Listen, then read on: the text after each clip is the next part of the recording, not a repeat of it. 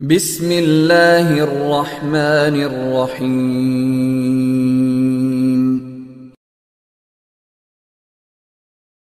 نیک عورت سے نکاح۔ حضرت عبداللہ بن مبارک رحمۃ اللہ علیہ اپنی زندگی ہی میں اپنا مال و اسباب درویشوں اور فقیروں میں تقسیم کر دیا کرتے تھے۔ ایک مرتبہ کا ذکر ہے، آپ کے پاس ایک مہمان آیا۔ آپ کے پاس جو کچھ بھی تھا آپ نے وہ مہمان نوازی کرنے پر خرچ کر دیا اور کہا مہمان اللہ تعالیٰ کا بھیجا ہوا ہے، جہاں تک بھی ہو اس کی خدمت کرنی چاہیے۔ آپ کی بیوی اس معاملے میں آپ سے جھگڑا کرنے لگی۔ آپ نے فرمایا، ایسی عورت جو نیکی کے کام میں میرا ساتھ جھگڑا کرے اسے اس گھر میں ہرگز نہیں رہنا چاہیے۔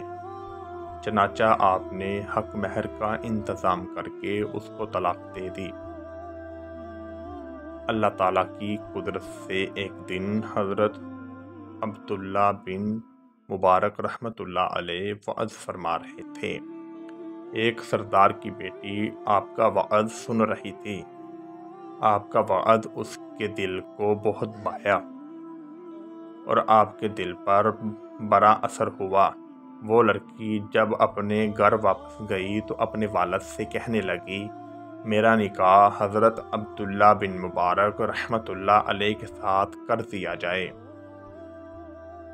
باپ نے اپنی بیٹی کی بات مانتے ہوئے اسے 50,000 دینار دیے اور پھر اس کا نکاح آپ سے کر دیا۔ ایک دن حضرت عبداللہ بن مبارک رحمۃ اللہ علیہ نے خواب میں یہ آواز سنی، اے عبداللہ بن مبارک رحمۃ اللہ علیہ، تو نے ہمارے لیے عورت کو طلاق دی، اب ہم نے یہ صورت تجھے اس بدلے میں عطا کی ہے تاکہ تجھے اچھی طرح اس بات کا علم ہو جائے کہ جو اللہ تعالیٰ کے ساتھ معاملہ کرتا ہے تو خانے میں نہیں رہتا۔ سبحان اللہ۔